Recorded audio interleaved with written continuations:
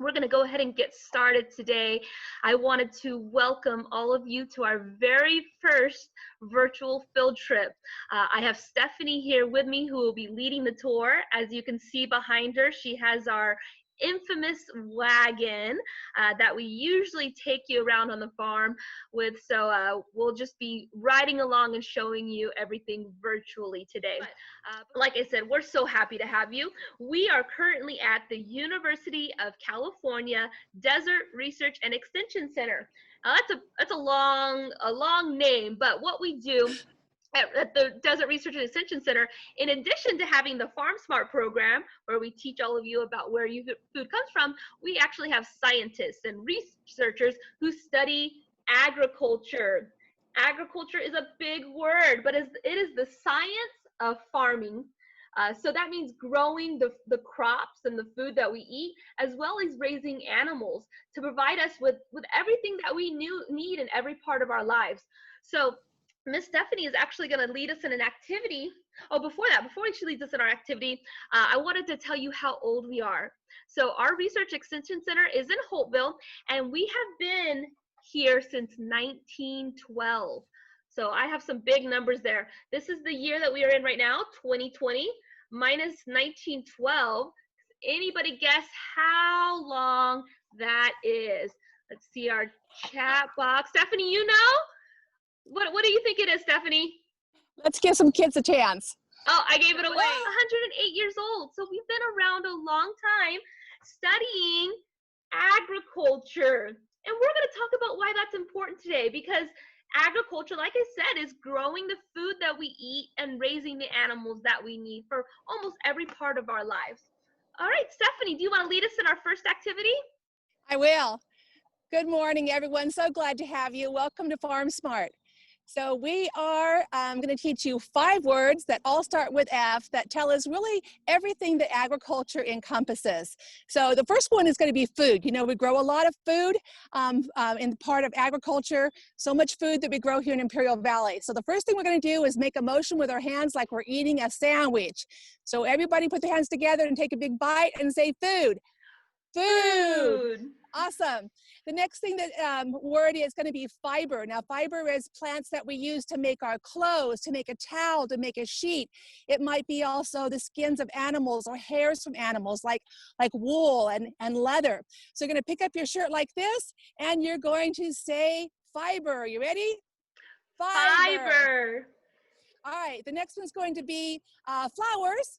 Flowers are an important part of agriculture. We use them not only to beautify our surroundings, but we also use them for plenty of medicines, that we eat certain flowers. So put some flower petals around your head like this and say flowers. Flowers. Now, way up in northern part of California, we have lots and lots of forest, and forests are a part of agriculture. There are farmers that just plant forest trees. What do we use a tree for? So many things.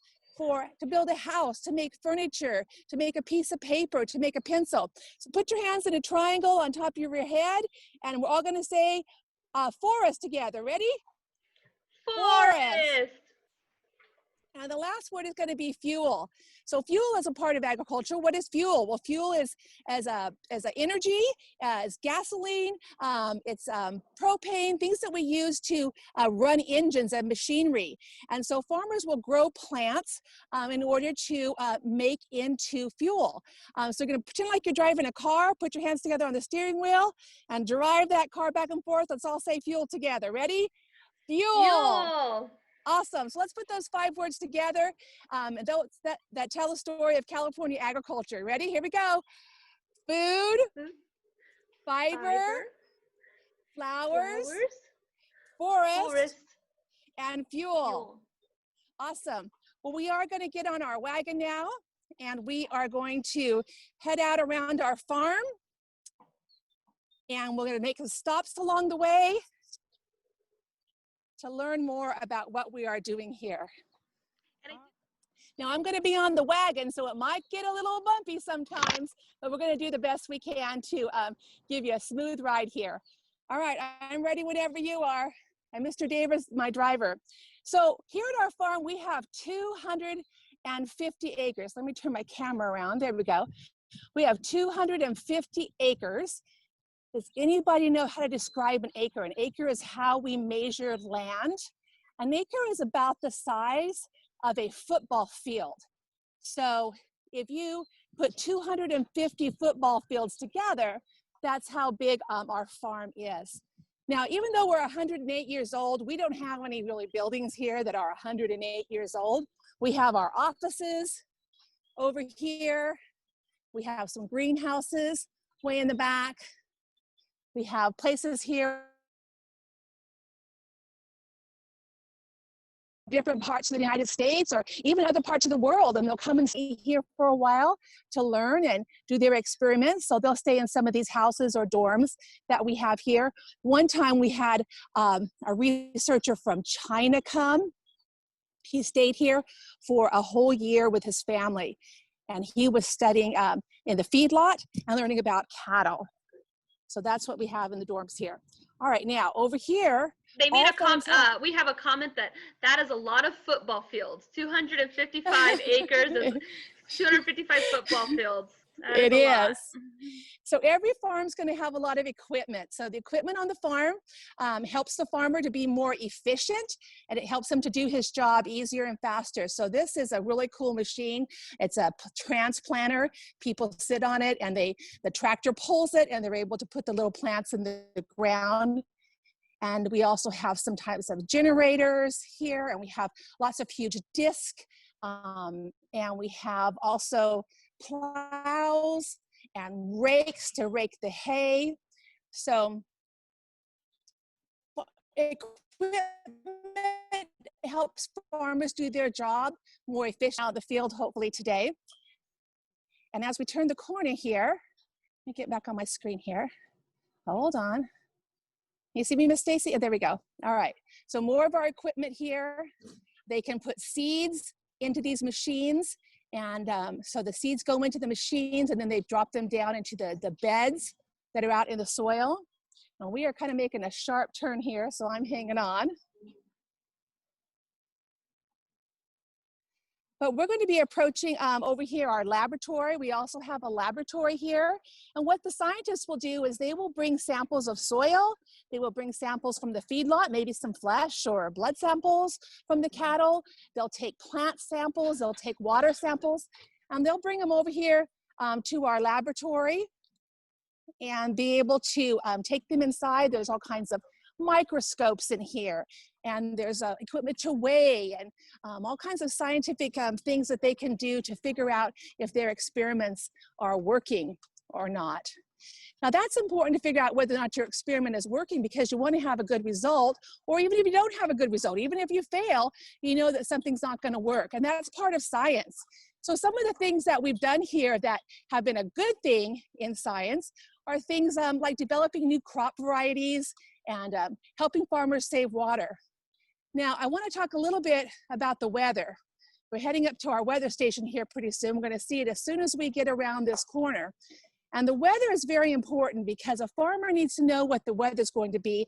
Mostly we say, what's our weather here in Imperial Valley? Who can give me a three-letter word that starts with H and ends with T that tells what our weather is always like here in Imperial Valley? Oh, we have someone that commented hot, hot, hot. Hot, hot, yes.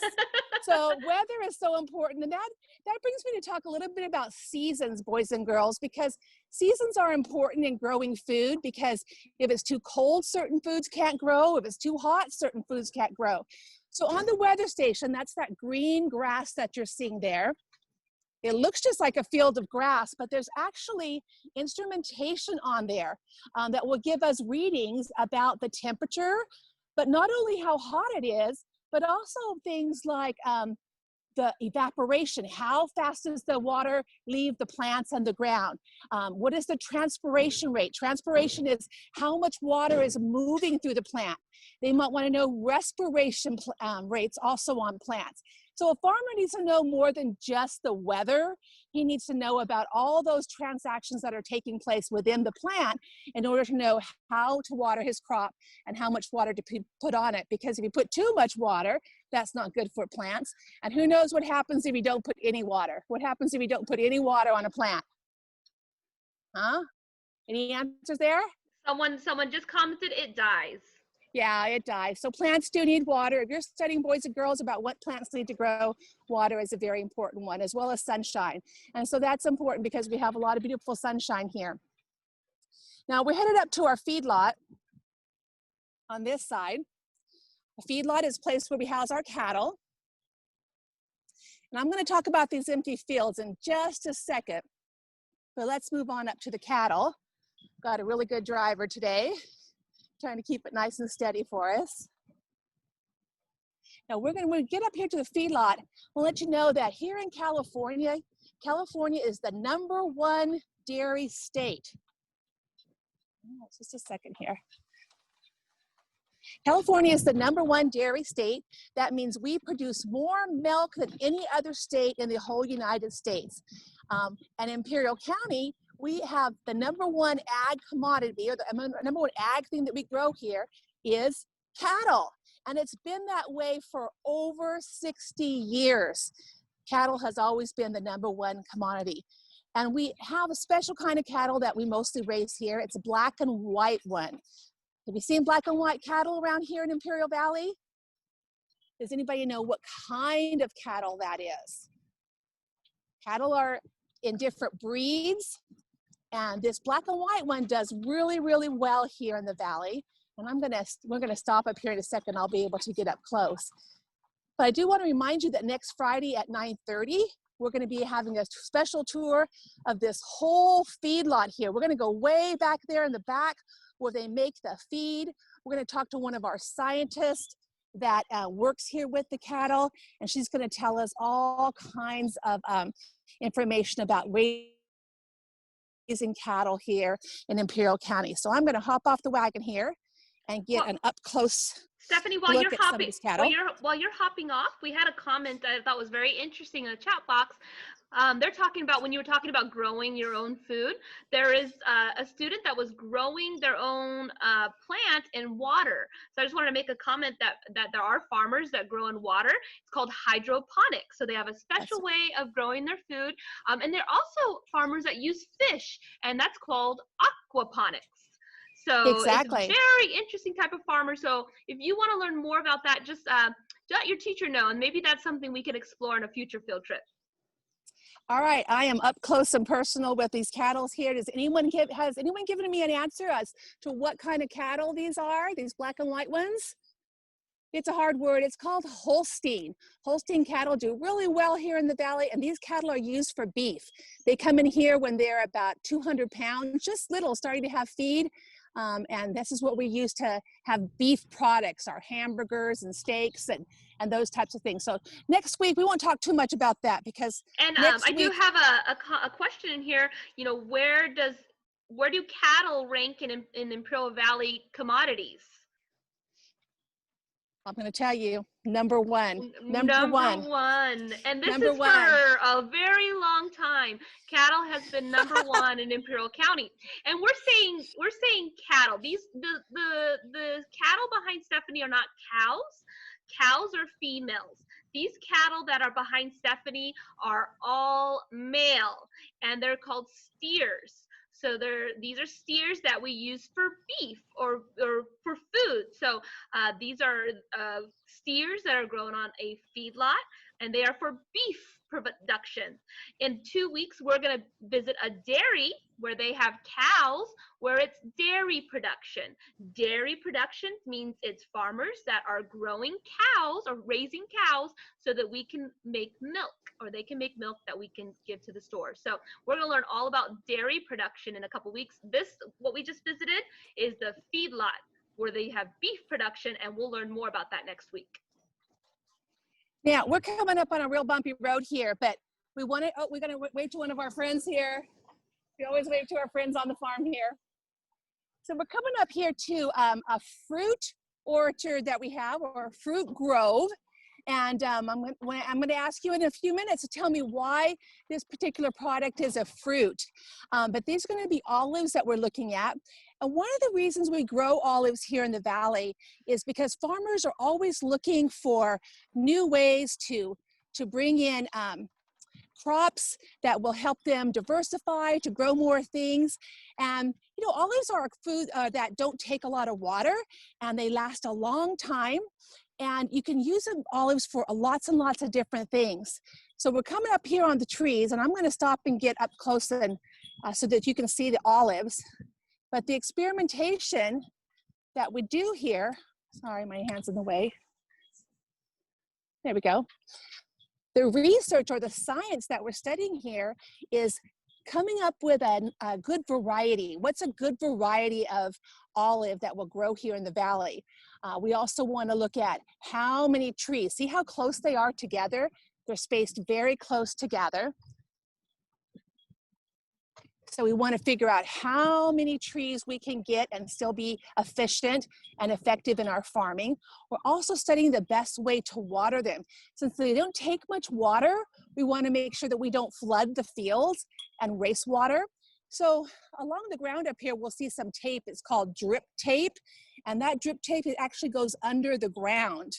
We're coming up to it. Can you see those little black pieces of plastic that are sticking up out of the ground there? That's called drip tape. And that's under the ground, and the farmers just put the water in these little tape. There's little holes on it, and they only water the roots. So that helps farmers to be very, very efficient with growing olive trees here in the valley. Now I have something in my basket here that comes from olive trees right here. Can you see that? This is Imperial Valley olive oil. And so we have these olives that are harvested here in our valley and that are used to make olive oil. So I'm going to hop off the wagon here to get you an up-close look at the trees as well as the drip tape. Stephanie, while you're walking over there, I have a few more questions I wanted to answer. Okay.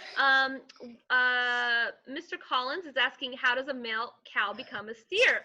Well, there's no male cows. Cows are female, but a bull, which is an unaltered cattle or steer, male cattle, is altered so they can't have babies anymore. So we'll talk more about that, and that's more of a higher level, but we'll talk more about that next year if you have any more questions. It's kind of like when you get your cat or dog fixed, you know, neutered. Yeah. It's like that. Yeah. And then we also have a question. It's very similar on both of these. How do you plant grapes or garden beans? We're going to have lessons on how to plant, but it's just like when you think about what plants need to grow: sun, seed, soil, air, and water. And there are hydroponics, but typically you would get your soil, you'd have a seed, and you want to make sure your plant has access to that sun, seed, soil, air, and water so it can grow. And we'll talk more about that in future sessions. Awesome. Well, I've made my way over here to the drip tape. So you see all this tape that's on the ground here? I try to pick it up, but I can't get it out because it's actually stuck in the ground because the farmer has put it underneath the ground. There's little holes in it, and the water just seeps out the little holes, and it gives the olive trees just what they need instead of just flooding the whole field and wasting water. So I'm on the hunt here to show you some olives. Let's see, let me move over here. I think I've got some nice does anybody have the answer to why is an olive a fruit or a vegetable?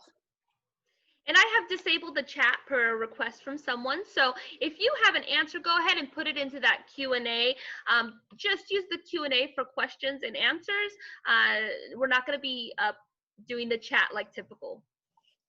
All right, I'm going to walk down to the corner here. I think I'll get a better view of the olives. And we had someone say, we did have someone say vegetable. Do you want to give them the correct answer?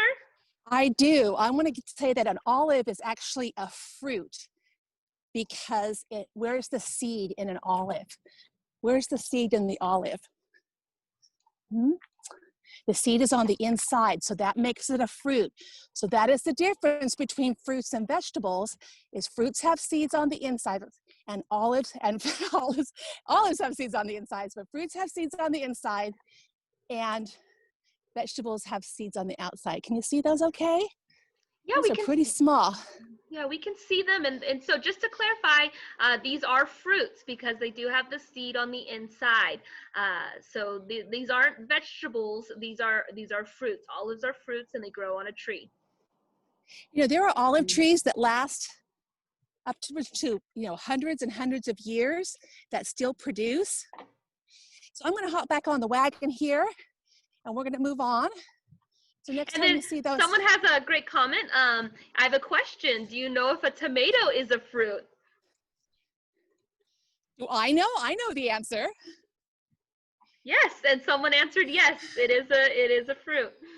Because awesome. where are the seeds in a tomato? Exactly, inside. Awesome. Now, we passed a while back some fields that were empty, and we were talking about seasons, because even though the fields are empty, it's just not the right time to grow something. So even if the fields are empty, the farmer is always working on the field. We have such great soil here. There's lots of different kinds of soil. Probably the three main kinds would be something like sand, clay, and loam. Loam is the best. It's a great place for plants to live. The soil is where plants get its nutrients. So even though we pass fields that are like this, hold on just a sec. Even though we pass fields like this that don't have anything in them, they're in the stage of being prepared. The soil rests after the last harvest, and the farmer will test it. He will take a sample over to the various labs, and they'll see if it has enough nitrogen, if it has enough phosphorus, if it has enough calcium, whatever nutrients plants need to grow to help them make their own food. They'll also prepare the beds. The bed is the place where the seeds are put, and a furrow is the place, it's like a little dip or a little trench in the field, and that's where the water goes down. So he'll prepare the furrow and the beds in order to put the seeds on them. Now, sometimes a farmer will test his soil, and he'll find out that, oh, let me stop real quick. I want to talk a little bit about over here. We'll get back to soil in a minute.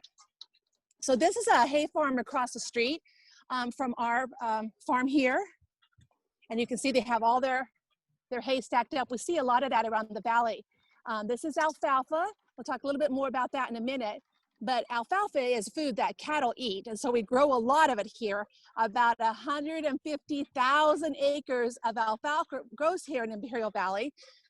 Who remembers what an acre is? How big is an acre?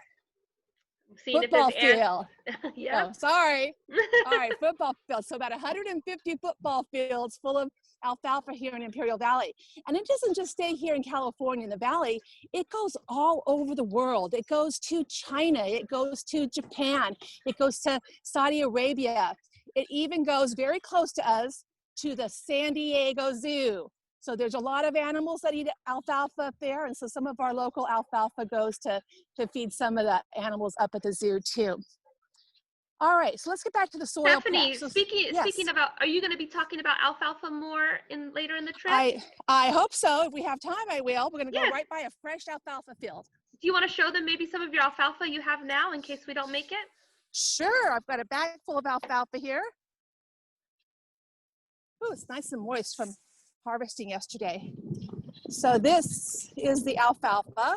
Have you seen this? Let me turn my camera around. All right. Where are we at? Here we go. So this is alfalfa right here. It's nice and green. This is what we harvest to feed cattle here in California, as well as all the dairy cows. It looks dry when it's in the bales out in the field. But this is a nice fresh alfalfa right here. It has little purple flowers on it. And those bees love that purple flower. There's lots of nectar in there, and they will pollinate these plants. And then also we harvest the honey from bees too. All right, I want to talk a little bit about what happens to the soil if there's not enough nutrients in it. So sometimes a farmer will, what we do here at our farm is we have experiments. This is something that I have here called, you guys see that okay, Miss Stacy? We do. Yeah, it's called biochar. It's like charcoal, like what's left over from a fire. But even though it looks like it's all black and dead, it has a lot of nutrients in it. So we have one researcher or scientist here who's adding this to soil to see what nutrients can be added to the ground if it needs more of certain elements that plants need to grow. So that's just an example of something we might add to the ground besides fertilizers to give plants what they need to grow. This particular researcher said, give me your very worst soil, and we're going to test it out to see if there's improvement on it. We have a good question. We have a good question in the chat. So someone is asking, what is the best soil you can use to plant fruits and vegetables? Well, I'm going to say loam. Loam is a combination of sand as well as clay. It's not too, sandy soil, it has large particles and water will run right through it. So it's not always the best place for vegetables. Clay is too hard, the particles are too close together. And so we don't always, the water can't get through or it gets too soggy.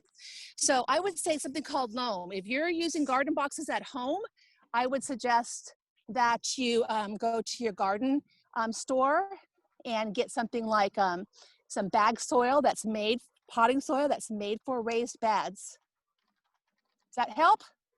Yes, that's great. All right, so I'm going to get off right here because we're going to talk a little bit about water here in Imperial Valley. Does anybody know the one place we can get water in Imperial Valley? There's only one place to get water. Where does water come from in Imperial Valley? Any responses to that, Miss Stacy? We have someone that said the Colorado River. Awesome. So here we see a lot of this around the valley, these ditches that are filled with water. And this is what a farmer's going to use to get the water onto his field. But the water we did have someone say canals, which is kind of right.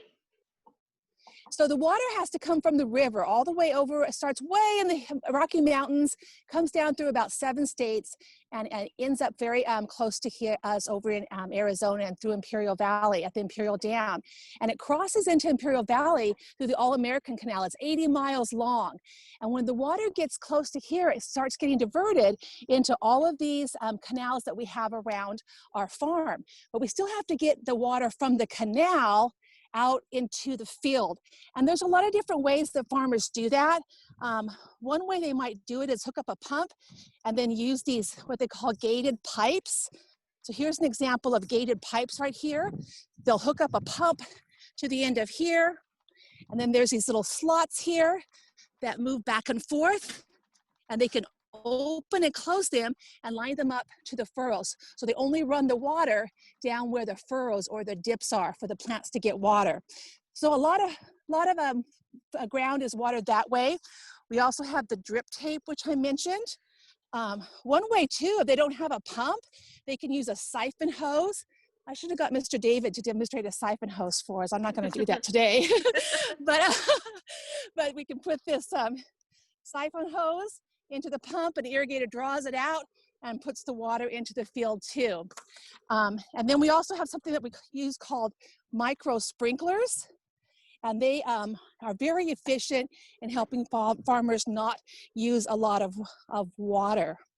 And Stephanie, there's a question, what if the water gets dirty? I think this is a good, the difference between farm water and city water.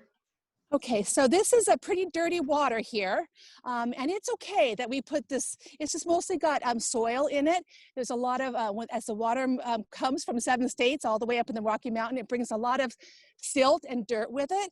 And a lot of that is actually removed before it gets here to the All-American Canal, so we don't clog up the canals. But the irrigation district is really good about keeping them clean and keeping dirt and weeds out of them. But this kind of water is okay to put on our fields. The water that we have in our houses is the same water that comes from the same Colorado River.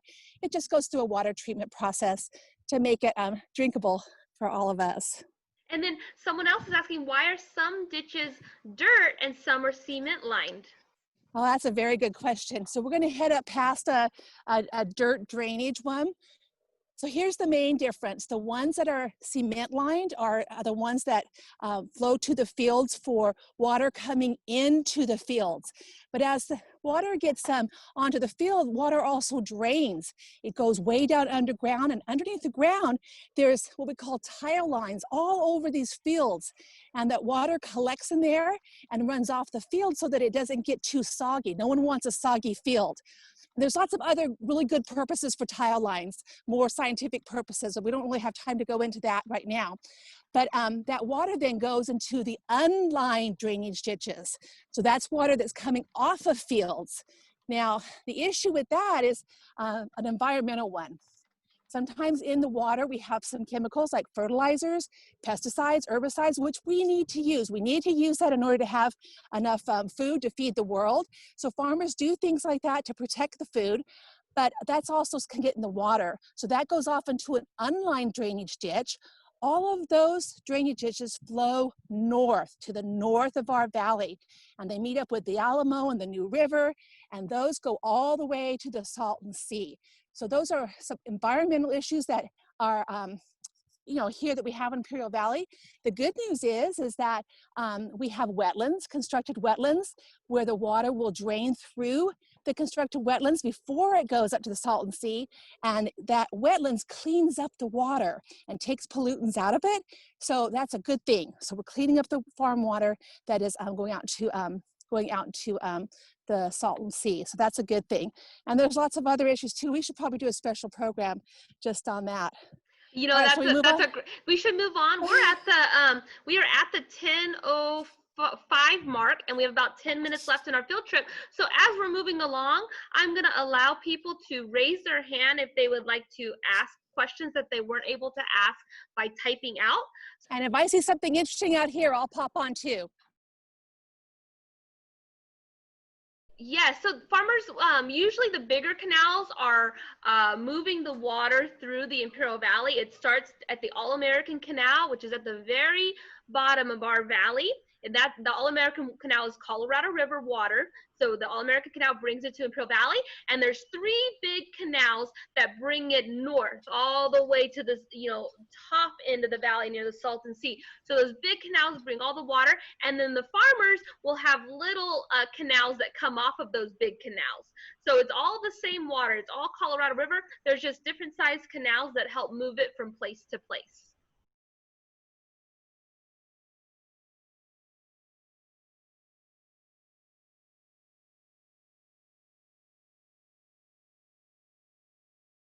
Okay, that's a great question. So there's different type of equipment that can be used. Sometimes they consider it a clean harvest. So the farm workers will go in fully covered, and things like broccoli, they'll just cut them and box them right in the field because they're considered a clean harvest.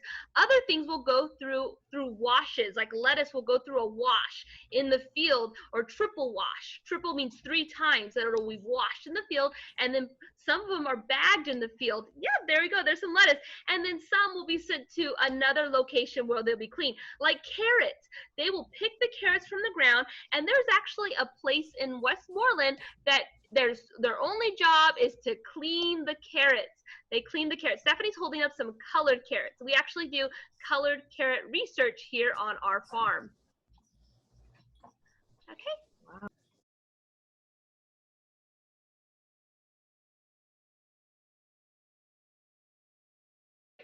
Yeah, that's a great question too. We answered that a little bit, but we can go more into that.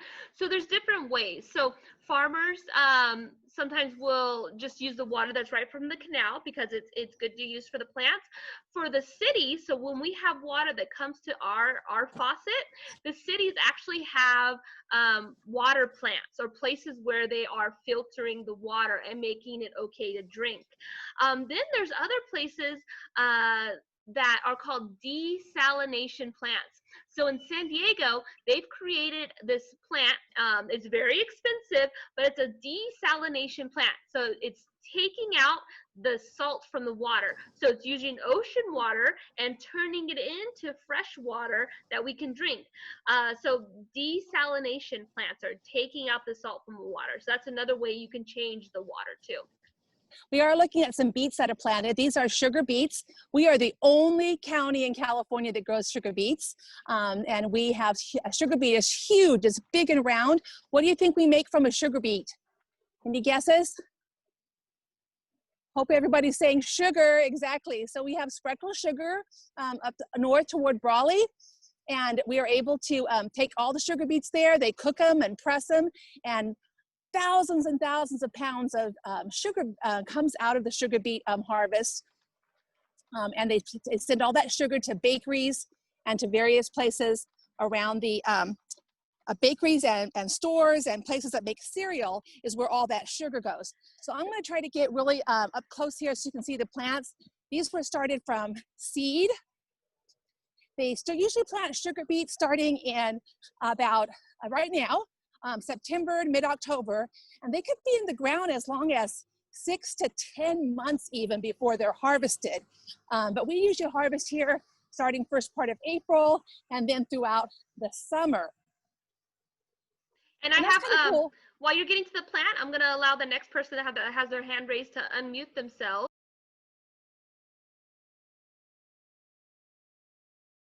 The river is very, very long. I don't know the exact length, but it starts in another state. So it goes through 7 different states before it comes to us, and it's called the Colorado River. So do you have a guess where it starts?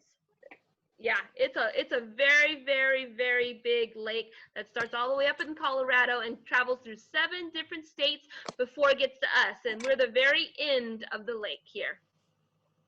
So this is a really great example of the bed and the furrow. Can everyone see like the dips in the field? You see where it goes up and down, and in the down part, that's the furrow. That's where the water goes, and that's why it's darker soil there, because there's been water on it. Here's the little sugar beets coming up, and there's even a piece of drip tape over there. So this scientist is doing an experiment about how much water we put on the beets. They're also probably experimenting with something called a nematode. Now, a nematode is a microscopic organism that gets way down into the dirt, and they will just destroy a root crop. So scientists is working on how to take care of that pest. Stephanie, if we're going to ask more questions here, if you want to jump on the wagon so we can stop by the owls. Yes, there is an amazing machine that part of ag engineering, all that equipment that farmers have. There's some of our co-workers out here getting ready to plant onions today. But there's a huge machine that goes through the field, and they cut off all the tops. They cut off all the leaves because they don't want the leaves. They just want to take the beets out of the ground. So they cut off all the leaves, and then they have a huge disc that will go in and plow them all up. And then it goes onto like a big chute and puts them on a truck onto the side and takes them over to the sugar plant. That's kind of a simple version, but it's a huge piece of equipment that does it for it.